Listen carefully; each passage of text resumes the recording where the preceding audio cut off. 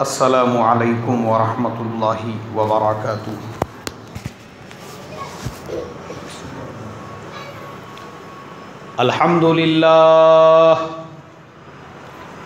अल्हम्दुलिल्लाहि नहमदुहु व नस्तईनुहु व नस्तगफिरुहु व नुमिनु बिही व नतवक्कलु अलैहि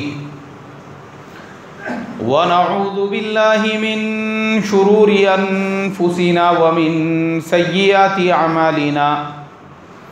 मन यहदिहिल्लाहु फला मुदिल्ल लहु व मन युद्लिल्हु फला हादिय लहु व नशहदु अल्ला इलाहा इल्लल्लाहु वहदहु ला शरीका लहु व नशहदु अन्ना सय्यिदना व मौलाना मुहम्मदन अब्दुहु व रसूलुहु अल्लज़ी उर्सिला बिल हक़्क़ि बशीरन व नज़ीरा।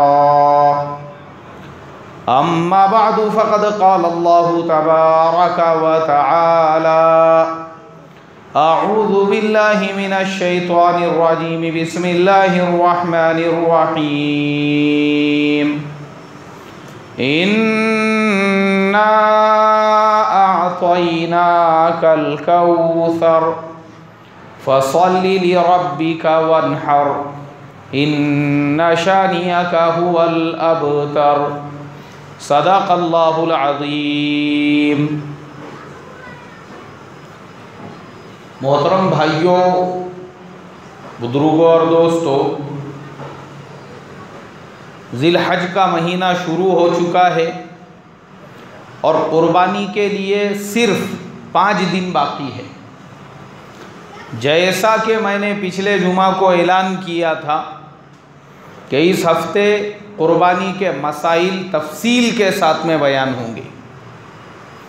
सबसे पहली चीज़, ज़िलहज के ये शुरू के जो 10 दिन है जिसके बारे में कुरान में फरमाया वलयालिन अश्र, अल्लाह के प्यारे हबीब सल्लल्लाहु अलैहि वसल्लम ने इन 10 दिनों में और उनकी रातों में इबादत करने के बेशुमार फ़ज़ाइल बयान फरमाया कि ये जो 10 दिन हैं, इन 10 दिनों के दिन में जो रोज़ा रखेगा, अल्लाह तबारक व तआला से मैं ये उम्मीद करता हूँ अल्लाह तबारक व तआला उसके अगले और पिछले एक साल के गुनाहों को माफ़ फरमा देंगे।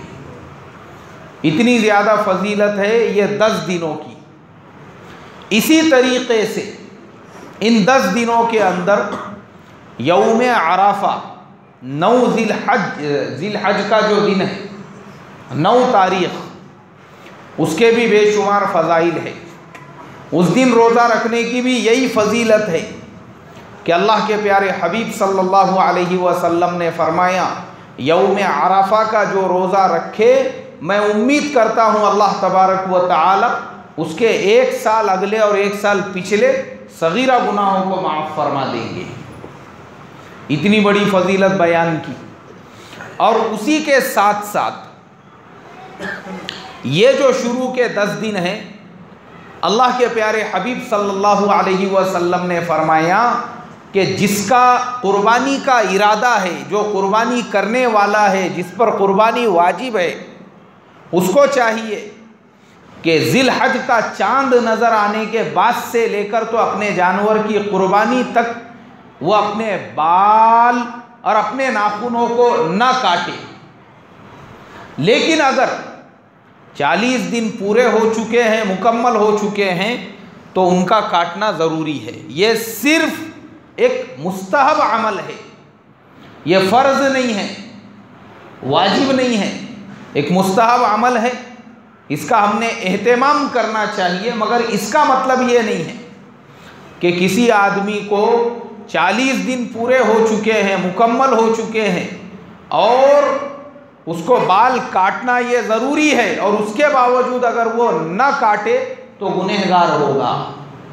तो इसके लिए याद रखें कि अल्लाह के नबी सल्लल्लाहु अलैहि वसल्लम का जो इरशाद है वो अपनी जगह पर हमारे लिए बेशुमार फ़ज़ाइल वाला, लेकिन वहीं पर अगर आपके ज़ेरे नाफ के बाल या और दूसरी जगहों के बाल आपको तकलीफ़ दे रहे हैं, आप उनको बिल्कुल काट सकते हैं, उसमें कोई हर्ज नहीं, क्योंकि ये कोई फ़र्ज या वाजिब नहीं है, एक मुस्तहब अमल है। इसी तरीक़े से यौमे अराफा की फज्र से, 9 ज़िलहज की फज्र से तो 13 ज़िलहज की असर तक हर फ़र्ज़ नमाज के बाद एक मरतबा तकबीर तशरीक़ का पढ़ना ये सुन्नत है। और तकबीर तशरीक़ क्या है वो हर एक को याद होना चाहिए। अल्लाहु अकबर, अल्लाहु अकबर, ला इलाहा इल्लल्लाहु, अल्लाहु अकबर, अल्लाहु अकबर वलिल्लाहिल हम्द। इसे तकबीर तशरीक़ कहते हैं। हर मुसलमान को ये तकबीर तशरीक़ याद होना चाहिए। 9 ज़िलहज की फज्र से लेकर तो 13 ज़िलहज की असर तक ये तकबीर तशरीक़ बाआवाज़ बुलंद पढ़ी जाएगी। इसको दिल क्या दिल में नहीं पढ़ना है, कैसा पढ़ना है भाई? ज़ोर से पढ़ना है, आवाज़ निकाल के पढ़ना है। और ये सिर्फ मर्दों के लिए नहीं है, बल्कि घर की हमारी जो माँ बहनें हैं, घर की जो मस्तूरात है, उनके लिए भी तकबीर तशरीक़ का पढ़ना ज़रूरी है। तो उनको भी जाकर हम बताए कि जब वो भी नमाज पढ़ेंगी 9 ज़िलहज की फज्र से लेकर यौम अरफा की फज्र से तो 13 ज़िलहज की असर तक उनको भी हर फ़र्ज़ नमाज के बाद एक मरतबा तकबीर तशरीक़ पढ़ना ज़रूरी है। लेकिन उनके और मर्दों के पढ़ने में फ़र्क है। क्या फ़र्क है दोनों में? फ़र्क ये है कि मर्द बाआवाज़े बुलंद पढ़ेंगे और हमारे घरों की जो माँ बहनें हैं, जो मस्तूरात है, जो ख़वातीन हैं, वो कैसा पढ़ेंगी? वो आहिस्ता पढ़ेंगी, आवाज़ से नहीं पढ़ेंगी। आवाज़ से पढ़ने का हुक्म किसको है? मर्दों को है, औरतों को नहीं है। औरतें पढ़ेंगी लेकिन कैसा पढ़ेंगी? आहिस्ता पढ़ेंगी। तो ये 2-3 चीज़ें हो गई ज़िलहज के ताल्लुक़ से। अब हम लोग आते हैं क़ुरबानी पर। सबसे पहले तो ये पता होना ज़रूरी है क़ुरबानी किस पर वाजिब है। कौन है वो जिसके लिए क़ुरबानी करना ज़रूरी है, वाजिब है? अगर नहीं करेगा तो गुनहगार होगा। उसके लिए हमारी शरीयत इस्लामिया ने एक निसाब तय किया है। हर वो आदमी जो साहिब निसाब हो और जिस पर सदक़तुल फ़ित्र वाजिब हो, यानी अगर सदक़तुल फ़ित्र के भी निसाब को वो पहुँचता है तो उसके ऊपर भी क़ुरबानी वाजिब है। अब देखो, ज़कात जिसके ऊपर वाजिब है उसका मसला अलग है और क़ुरबानी जिसके ऊपर वाजिब है उसका मसला अलग है। जैसे सदक़तुल फ़ित्र के बयान में भी मैंने बताया था कि सदक़तुल फ़ित्र और क़ुरबानी जिसके ऊपर वाजिब है उसका निसाब अलग है और ज़कात का निसाब अलग है। ज़कात किसके ऊपर फ़र्ज़ है? जिसके पास 52.5 तोले चांदी, 7.5 तोले सोना, इसके बराबर बक़दर अपनी ज़रूरियात के अलावा अगर उसके पास में इतना सोना है, इतना चांदी है, वो इतने निसाब को पहुंच रहा है और सामान्य तिजारत अगर उसके पास में इस निसाब को पहुंचता है तो वो आदमी साहिब निसाब है। फिर उसके पास चाहे वो अमाउंट कैश में हो, चाहे उसके पास में वो अमाउंट बैंक बैलेंस की शक्ल में हो, सोने की शक्ल में हो, चांदी की शक्ल में हो, उसके ऊपर ज़कात क्या है भाई? वाजिब है, फ़र्ज़ है। अब जिस पे ज़कात फ़र्ज़ है उसके पास 2 घर है तो वो 2 घर ज़कात के मद में शुमार नहीं होंगे। अगर वो 2 घर उसने रहने के लिए रखे हुए हैं उसके ऊपर ज़कात नहीं। उसके पास 5 मोटरसाइकिल है, 3-3, 4-4 कारें हैं, कभी ये कार कभी वो कार इस्तेमाल करता है, तो उसके वो कारों और मोटरसाइकिलों को ज़कात के मद में शुमार नहीं किया जाएगा, इसलिए कि ज़रूरियात की चीज़ें हैं। इसी तरीके से उसके घर के अंदर बहुत सारे बर्तन हैं नमूने नमूने के, और घर में जो है उसके जो है हर आसाइश का सामान है। तो ये तमाम चीज़ें जिसको वो इस्तेमाल करता है, चाहे उसका लैपटॉप हो, चाहे उसका कंप्यूटर हो, उसकी मोटरसाइकिलें हो, उसकी कारें हो, उसके पास 5-5, 10-10 फ्लैट हो, फिर भी उसके बावजूद ये सारी चीज़ों के ऊपर ज़कात वाजिब नहीं होगी, इसलिए कि ये सब उसकी अपनी ज़रूरियात की चीज़ें हैं, वो बेचने के लिए नहीं है। उसने ऐसी रखा हुआ है घर, वो घर से किराया वसूल करता है, तो घर का किराया अगर निसाब को पहुंचता है तो वो पैसों के ऊपर ज़कात वाजिब होंगी, लेकिन घर का जो कैपिटल अमाउंट है उस पर ज़कात वाजिब होंगी क्या? नहीं होंगी। ज़कात का मसला ऐसा है, ज़कात उसी के ऊपर वाजिब होंगी, लेकिन कुर्बानी और सदक़तुल फ़ितर का मसला अलग है। कुर्बानी और सदक़तुल फ़ितर में आदमी कब साहिब निसाब होता है? जब उसके पास अपनी ज़रूरत से ज़ायद कोई भी चीज़ हो, अगर उसका हिसाब किताब किया जाए और वो चीज़ 52.5 तोले चांदी के कीमत को पहुंचती है, तो इस आदमी के ऊपर सदक़तुल फ़ितर भी वाजिब है और कुर्बानी भी इसके ऊपर वाजिब है। अब मिसाल के तौर पर एक आदमी के पास एक मोटरसाइकिल है जो उसकी ज़रूरत की चीज़ है, लेकिन उसके बावजूद उसने एक और मोटरसाइकिल ख़रीदा शो के लिए, कहीं कोई ख़ास जगह पे जाना है उस पर बैठने के लिए। अब वो मोटरसाइकिल का हिसाब किया जाएगा कि ये मोटरसाइकिल की उसको ज़रूरत नहीं थी। अगर वो मोटरसाइकिल 52.5 तोले चांदी की कीमत जो आज के मार्केट रेट के हिसाब से 20,000 रुपये होती है, अगर उसको पहुंचती है तो अब ये आदमी साहिब निसाब हो जाएगा। इसके ऊपर कुर्बानी क्या है भाई? वाजिब है। इसी तरीके से एक आदमी के पास एक घर है जिसमें वो रहता है, एक और एक घर है जो किराए से दिया हुआ है। अब ज़कात के मसले में हमने सुना है कि एक से ज़ायद जो घर था वो घर पे ज़कात फ़र्ज है क्या? हाँ, उस पर किराए का जो पैसा आ रहा है उसको निसाब में शामिल करेंगे।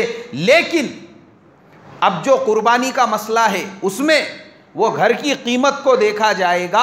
अगर वो घर की कीमत 52.5 तोले चांदी यानी 20,000 रुपये को पहुंचती है, तो अब इस आदमी के ऊपर कुर्बानी करना क्या है भाई? वाजिब है। क्योंकि भाई तेरे को ज़रूरत तो एक घर की है, तेरे पास और दूसरा भी क्या पड़ा हुआ है? घर पड़ा हुआ है, तो तेरे ऊपर कुर्बानी क्या है? वाजिब है। इसी तरीके से एक आदमी, उसके पास घर पे एक कंप्यूटर है जिस पे वो अपना कामकाज करता है, ऑफिशियल वर्क करता है। उसने क्या किया? एक और लैपटॉप खरीद लिया। अब देखा जाएगा कि भाई ये जो लैपटॉप तूने खरीदा है, हालांकि तेरा पूरा काम काय पे चल रहा था? कंप्यूटर पे चल रहा है, फिर भी एक लैपटॉप है। अगर वो लैपटॉप की कीमत 20,000 रुपये को पहुंचती है तो ये आदमी कौन है? साहिब निसाब है। इसके ऊपर भी कुर्बानी करना क्या है भाई? वाजिब है। इसी तरीके से एक आदमी के पास एक सादा मोबाइल है 400-500 रुपये का, लेकिन उसके अलावा एक भारी मोबाइल भी है। जैसे आजकल के हमारे ज़माने में नौजवान कीमती मोबाइल रखते हैं, 20,000 का मोबाइल, 30,000 का मोबाइल, 40 और 50,000 के मोबाइल तो आज के ज़माने में मामूली हो चुके हैं। तो अगर किसी आदमी के पास 20,000 रुपये से ज़्यादा महंगे का मोबाइल रहेगा तो उसके ऊपर भी कुर्बानी करना वाजिब है। क्यों? मोबाइल तो ज़रूरत की चीज़ है। मोबाइल तो काई की चीज़ है भाई? ज़रूरत की चीज़ है। लेकिन वही ज़रूरत 500 रुपये के मोबाइल में भी पूरी हो सकती है। अरे भाई बोलो ना, हो सकती है या नहीं हो सकती है? हो सकती है। वही ज़रूरत अगर आपको डिजिटल में मोबाइल चाहिए 2000 में, 2500 में, 3000 रुपये में भी अच्छे से अच्छा स्क्रीन टच मोबाइल भी आ जाता है, लेकिन फिर भी आपके पास 25,000, 30,000, 40,000 का मोबाइल है, वो आपकी ज़रूरत से ज़ायद है। इसके लिए अब आपके ऊपर भी कुर्बानी करना वाजिब है। जब आप 25,000 का मोबाइल इस्तेमाल कर सकते हैं, आप निसाब को पहुंच चुके हैं, क्योंकि निसाब 52.5 तोले जो चांदी का होता है वो तो 20,000 रुपये पे होता है, और आपका मोबाइल कितने का है भाई? 25-30 हज़ार का है। तो आप एक 1500 रुपये की कुर्बानी क्यों नहीं कर सकते? फिर तो आप निसाब को पहुंच चुके हैं, कुर्बानी आपके ऊपर भी वाजिब है। ज़रूरत से ज़ायद कोई भी चीज़ अगर आपके पास में है और वो निसाब को पहुंचती है, आप साहिब निसाब है, आपके ऊपर कुर्बानी करना वाजिब है। इसी तरीके से घर के अंदर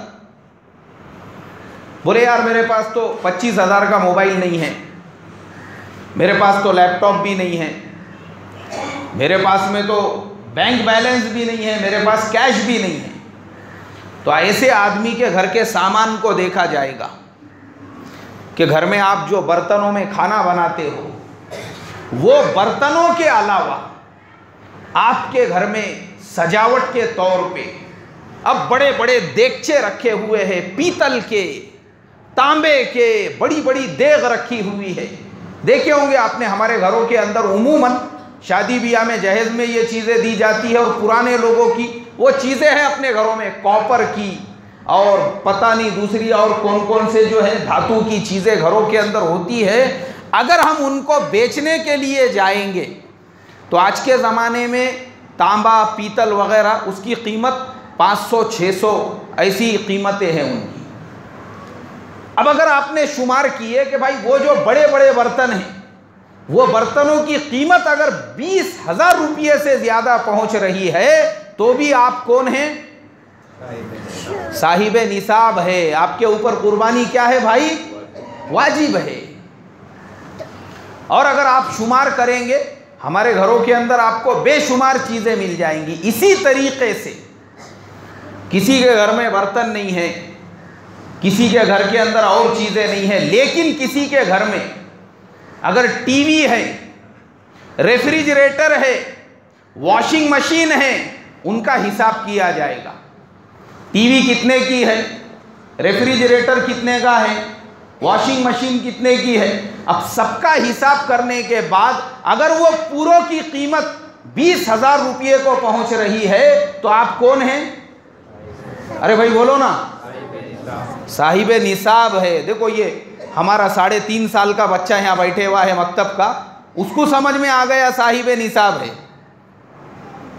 लेकिन बहुत सारे लोगों को देख रहा मैं, वो वैसा ही मुंह देखते बैठे हो, क्या बोल रहे थे, मेरे समझ में नहीं आ रहा। बोले अरे ऐसा मत करते जाओ, आप लोग भी ज़रा मैंने पूछा ना तो जवाब देते जाओ, तो मुझे भी समझ में आएगा कि नहीं तुम्हारे समझ में आ रहा बोल के।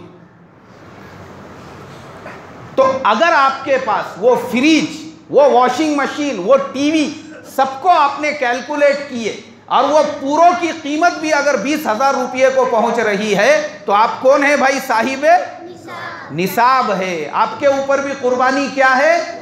वाजिब है। आपको कुर्बानी करना पड़ेगी। क्यों? इसलिए कि आपकी ज़रूरत से ज़ायद वो सामान है। यह है कुर्बानी का निसाब। तो कुर्बानी का निसाब अलग है और ज़कात का निसाब अलग है। दोनों निसाब अलग अलग है। ज़कात में ये सब शुमार नहीं होगा। ज़कात में आपका फ्रिज, आपकी टीवी, आपका लैपटॉप, आपका कंप्यूटर, आपके घर के बर्तन, आपके पास में एक गाड़ी की बजाय 4 गाड़ियां हैं, ज़कात के निसाब में वो नहीं आएंगी। आपके पास एक कार की बजाय 2-2 कार है, 50 लाख की भी अगर आप कार इस्तेमाल करते हैं तो वो ज़कात के निसाब में शुमार नहीं होगी। आपके ज़रूरत की चीज़ है। लेकिन कुर्बानी का निसाब अलग है। कुर्बानी के निसाब में आपके पास आपकी ज़रूरत से ज़ायद जो चीज़ें भी है उनको भी निसाब में शुमार किया जाएगा। और अगर वो चीज़ों की कीमत भी 20,000 रुपये को पहुंचती है तो आप साहिब निसाब है और आपको कुर्बानी करना वाजिब है। अब हर आदमी वो अपना खुद का कैलकुलेशन करेगा कि मेरे ऊपर कुर्बानी वाजिब है या नहीं है। चूंकि हमारे ज़माने में एक माहौल ऐसा बन चुका है,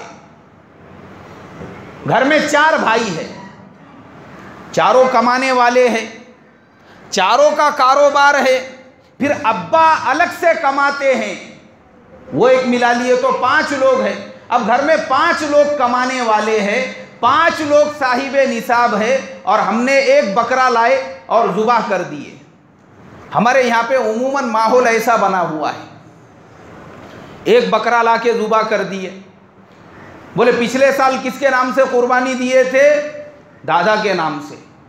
अच्छा, दादा कहाँ पर है? वो कब्रिस्तान में आराम फरमा रहे हैं।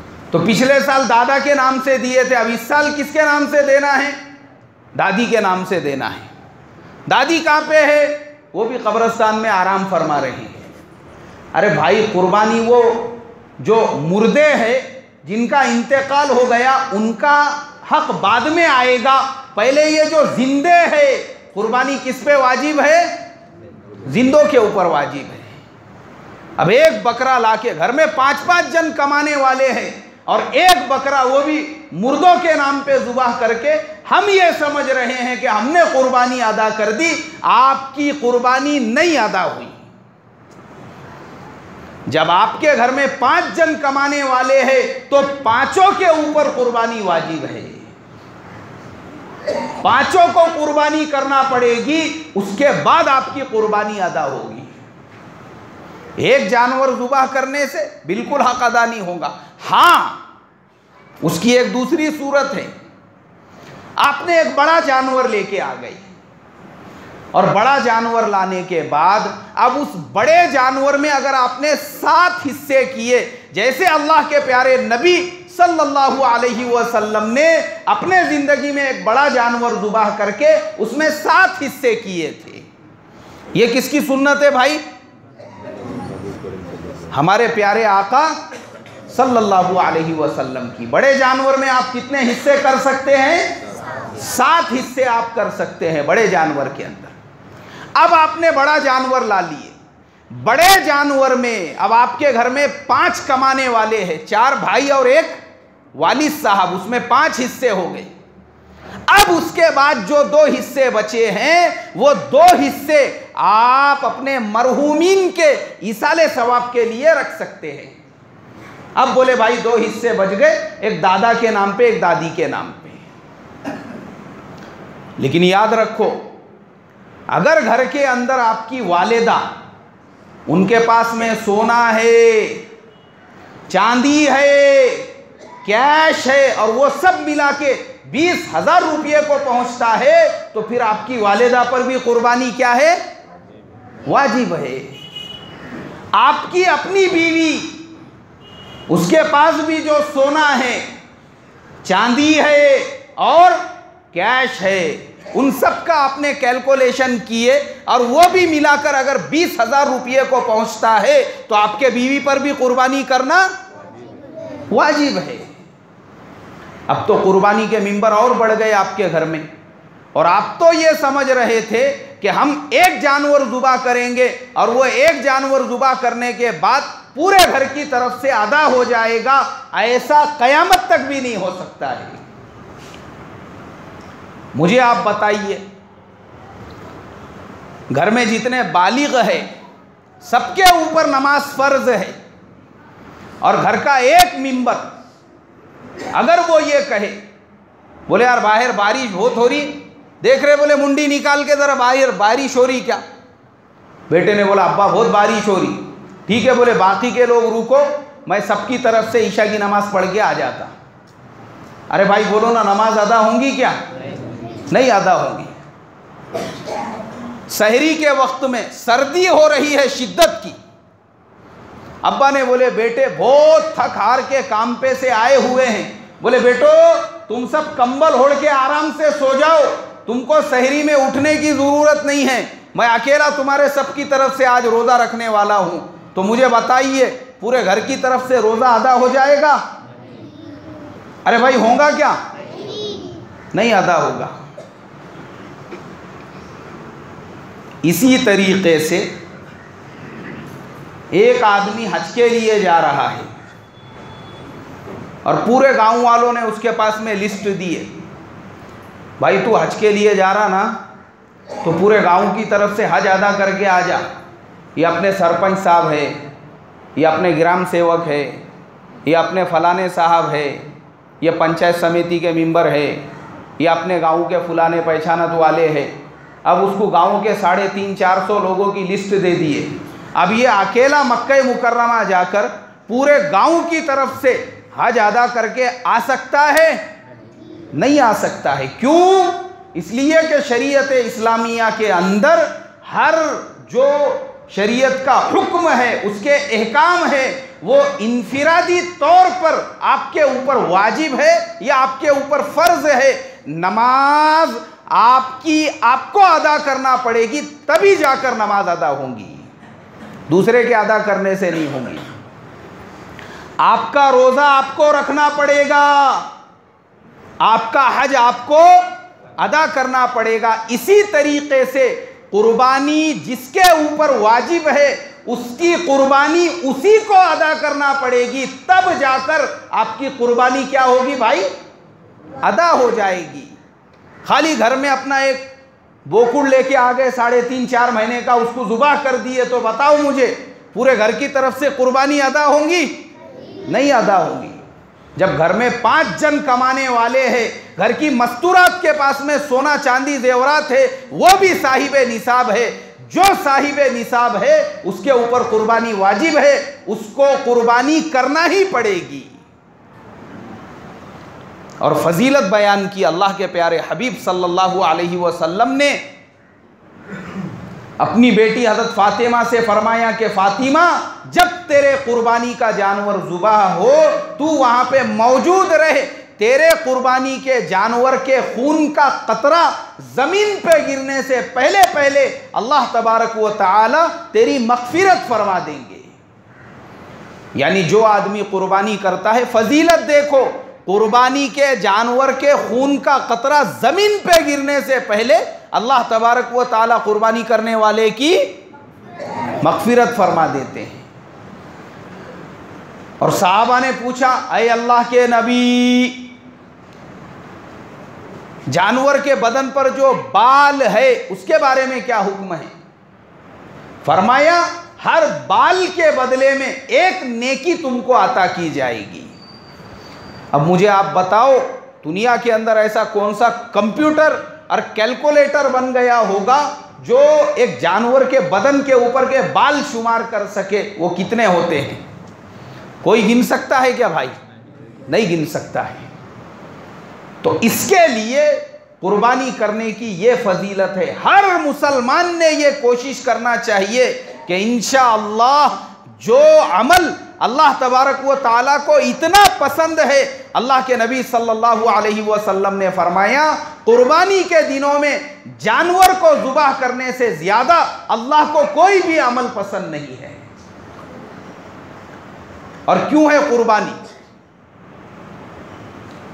आजकल हमारे बहुत सारे जो इस्लाम के दुश्मन हैं वो टीवियों के ऊपर डिबेट चलाते हैं, न्यूज़पेपर्स के अंदर मुसलमानों के खिलाफ आर्टिकल लिखते हैं, बोले ये मुसलमान बेरहम है जो कुर्बानी के नाम पर मासूम जानवरों को ज़ुबाह कर देते हैं। ये बोलने वाले एक नंबर के दोगले और मक्कार है। अरे मुसलमान कुर्बानी इसलिए करता है, कुर्बानी इसलिए वाजिब है। कुर्बानी का मुझे आप बताओ, क्या गोश्त, क्या चमड़ा अल्लाह ताला को पहुंचता है? फिर कौन खाता है कुर्बानी? हम ही खाते हैं। कुर्बानी इसलिए है, तुम्हारे अतराफ में जो गरीब, जो मोहताज, जो मिस्कीन, सालों से जिन्होंने कभी गोश्त नहीं खाया है, जिनकी कैपेसिटी नहीं है गोश्त खरीद के खाने की, कुर्बानी के मौके पर वैसे गरीब और वैसे फकीर भी पेट भरकर गोश्त खा सके, इसलिए कुर्बानी वाजिब है। इसलिए शरीयत ने हर वो आदमी जो साहिब निसाब है उसको हुक्म दिया कि तू कुर्बानी कर, और ऐसे गरीब और मोहताज जो बेचारे गोश्त नहीं खरीद सकते उनके दरमियान में भी गोश्त को ले जाकर तकसीम कर, ताकि उन गरीबों के घरों पर भी चूल्हा जले। कुर्बानी गरीबों के ऊपर एहसान करने के लिए है। और ये मक्कार जो मुसलमानों के कुर्बानी पे एतराज करते हैं, ये खुद बड़ी बड़ी कंपनियां चलाते हैं गोश्त की। अरे तुम तो व्यापारी है, तुमको उस वक्त रहम नहीं आता जिस वक्त में तुम जिसको मां कहते हो वो लाखों की तादाद में भूख और प्यास की वजह से बिल बिला के मर रही है, उसको ऐसा जेसीबी से उठा उठा के कचरे के अंदर फेंकना पड़ रहा है। ये दोगले मक्कार लोग हैं। ये खुद बड़े बड़े बिजनेसमैन और ताजिर है, लेकिन इल्जाम किसके ऊपर लगाते हैं? मुसलमानों पर। हालांकि मुसलमान जो कुर्बानी करता है वो किसके लिए करता है? हमदर्दी के लिए। इसीलिए आप देखो कुर्बानी के मौके पर गरीब से गरीब के घर में गोश्त पहुंचता है, और इसीलिए हुक्म दिया कि कुर्बानी का जो जानवर तुम जुबाह करोगे उसमें कितने हिस्से करना पड़ेंगे भाई? उसमें 7 हिस्से तो बड़े जानवर में होंगे, लेकिन जो अपना एक हिस्सा रहेगा या छोटा जानवर उसमें हम 3 हिस्से करेंगे। एक अपने घर के लिए ताकि घर के लोग भी पेट भर के गोश्त खा सके, एक अपने रिश्तेदारों के लिए ताकि रिश्तेदारों में प्यार मोहब्बत, जो अल्लाह के नबी ने फरमाया कि हदिया लिया दिया करो, एक दूसरे के घरों में हदिया आएगा जाएगा, अरे प्यार मोहब्बत बढ़ेंगी इससे, पड़ोस वालों के घर में। और एक हिस्सा उन गरीबों के लिए, उन फकीरों के लिए, उन मोहताजों के लिए जो बेचारे सालों से गोश्त नहीं खाए हुए हैं, एक हिस्सा उनके लिए निकालो। तो इसके लिए कुर्बानी को अल्लाह तबारक व तआला ने वाजिब किया, ताकि इसके ज़रिए से समाज के अंदर, कौम के अंदर, मुआशरे के अंदर गरीबों के साथ हुस्ने सुलूक हो सके। क्या हो सके भाई? इसके लिए कुर्बानी है। अब उसके बाद मेरे मोहतरम बुजुर्गों, अभी मैंने आपको यह बताया कि कुर्बानी किस पर वाजिब है। अब आगे का मसला, कुर्बानी आप किस किस जानवर के अंदर कर सकते हो। अब कुर्बानी के अंदर हमारी शरीयत के अंदर सबसे पहले ऊंट, वो कम से कम 5 साल का होना चाहिए। कितने साल का भाई? 5 साल का ऊंट हो। ऊंट वो 5 साल से कम का नहीं रहेगा, उसकी उम्र 5 साल होना चाहिए, ये आपने कंफर्म कर लेने का। और बैल, गाय और भैंस, इसकी उम्र 2 साल होना चाहिए। कितने साल होना चाहिए? 2 साल होना चाहिए। बैल, गाय और भैंस, इसकी उम्र 2 साल होना चाहिए, यह कंफर्म करके लेने का। बाजार में जब हम लोग कुर्बानी के लिए बैल या गाय खरीदने के लिए जाते हैं तो मैंने देखा हूं, वो बेचने वाले झूठ बोलते हैं। वो आपको बोलेंगे ये 2 साल का है, लेकिन जब तक आप किसी एक्सपर्ट और किसी माहिर से उसके बारे में ना पूछ लो, उस वक्त तक आप मत खरीदो। गांव में होते हैं बहुत सारे ऐसे एक्सपर्ट होते हैं, और मुझे भी खुद नहीं मालूम है, उसकी कुछ पहचान होती है, उसको इतने दांत होना चाहिए, उसके सींग इतने बड़े होना चाहिए, वो सब देख के वो एक्सपर्ट लोग पहचान लेते हैं ये कितने साल का है, 2 साल का है। तो ये बैल, गाय और भैंस ये कम से कम 2 साल का होना चाहिए, उससे ज़्यादा का रहा तो कोई हरज नहीं है। और गाय का मैं इसलिए जिक्र कर रहा हूँ, हो सकता है हमारे महाराष्ट्र में उसके ऊपर पाबंदी है, लेकिन हमारे हिंदुस्तान में आधे से ज़्यादा रियासतें आज भी ऐसी है, वहाँ पे लोग जुबा कर सकते हैं। तो शरीयत का मसला हमारी गवर्नमेंट के पाबंदी लगाने से बदल जाएगा क्या भाई? मसला तो मसला रहेगा ना, जो आज से 1450 साल से चलते आ रहा है, कयामत तक चलेगा। और हो सकता है फ्यूचर के अंदर हमारे स्टेट में भी कोई ऐसी गवर्नमेंट आ जाए जो इस कानून के ऊपर से पाबंदी हटा दे। तो मसला तो सबको मालूम होना चाहिए। भैंस के बारे में कुछ लोगों ने एतराज़ किया है। वो लोग ये कहते हैं कि भैंस, उसका अल्लाह के नबी सल्लल्लाहु अलैहि वसल्लम के ज़माने में कहीं पे तस्करा नहीं मिलता। असल में भैंस के बारे में अगर हम थोड़ा सा तहकीकात करेंगे, रिसर्च करेंगे, तो आपको पता चलेगा कि जो भैंस है, भैंस वो भी गाय की एक किस्म है। किसकी एक किस्म है भाई? वो भी गाय की एक किस्म है। अगर आप थोड़ा सा उसके ऊपर तहकीकात करेंगे तो पता चलेगा कि भैंस कोई एक अलग मखलूक नहीं है, भैंस कोई एक अलग जानवर नहीं है। जैसे अगर आप गाय के ऊपर रिसर्च करेंगे तो आपको दुनिया में अलग अलग टाइप की गाय मिलेंगी। कहीं पे जर्सी गाय है, अब वो भी गाय की एक किस्म है। ऐसे ही भैंस, वो भी गाय की क्या है भाई? एक किस्म है। तो शरीयत के अंदर जब गाय का तस्करा आ गया तो भैंस ऑटोमेटिकली हमारे शरीयत के हुक्म के अंदर आ गई। उसके बाद में बकरा है, शरीयत के अंदर बकरा या बकरी वो कम से कम 1 साल का होना चाहिए। कितने साल का होना चाहिए? 1 साल का। उसकी भी हम तहकीकात करें, ये नहीं है कि जिसके पास में हम बकरा खरीदने के लिए जा रहे हैं उसने बोल दिया ये 1 साल का है तो 1 साल का है, ऐसा नहीं है। उसकी हम तहकीकात करें और तहकीकात करने के बाद उसको ख़रीदें। लेकिन दुम्बा जो होता है, जिसको हम लोग मेंढा कहते हैं, वो अगर 1 साल से छोटा भी है लेकिन ज़रा खाता पीता है और लग रहा है 1 साल का है, तो उसकी कुर्बानी भी वाजिब है, उसको आप ख़रीद सकते हैं। इसलिए मेरे मोहतरम बुजुर्गों, ये सारे अहकाम, जैसा मैंने पिछले जुमा को ऐलान किया था, आज मैंने आपको बताया हूं कि कुर्बानी वाजिब किस पर है, किन किन जानवरों पर है। और ये जो 10 ज़िलहिज है, यानी 1 से लेके 10 तक, जिसको कुरान में वलयालिन अश्र कहा गया, इसकी क्या फजीलत है वो भी मैंने शुरू में बता दिया। फिर एक मरतबा दोहराता हूं, ये जो 10 दिन है, अल्लाह के नबी सल्लल्लाहु अलैहि वसल्लम ने फरमाया इसके दिन में जो आदमी रोज़ा रखे, अल्लाह उसके अगले और पिछले साल के गुनाहों को माफ़ फरमा देंगे। और यौम अरफा के रोज़े की भी वही फजीलत है। और यौम अरफा की फ़ज्र यानी 9 ज़िलहिज की फ़ज्र से लेकर तो 13 ज़िलहज की असर तक हमको तकबीर तशरीक़ पढ़ना है। और तकबीर तशरीक़ क्या है? अल्लाहु अकबर, अल्लाहु अकबर, ला इलाहा इल्लल्लाहु, अल्लाहु अकबर वलिल्लाहिल हम्द। मर्द हर फर्ज नमाज के बाद 1 मरतबा बाआवाज़े बुलंद पढ़ेंगे, और हमारी माँ बहनें घरों में वो भी पढ़ेंगी, लेकिन कैसा पढ़ेंगी? आहिस्ता पढ़ेंगी। तो ये हमारा काम है, हम उनको भी बताए कि ये उनके लिए भी पढ़ना ज़रूरी है। उसके अलावा कुर्बानी का कोई भी मसला आपको पूछना है, कोई भी डाउट आपके माइंड में है, कुछ समझ में नहीं आ रहा है, आप बिला झिझक मुझसे पूछ सकते हैं। जिसके पास में मेरा नंबर है वो मुझे फ़ोन कर सकते हैं, नहीं है तो मेरा नंबर ले सकते हैं, कोई हर्ज नहीं है।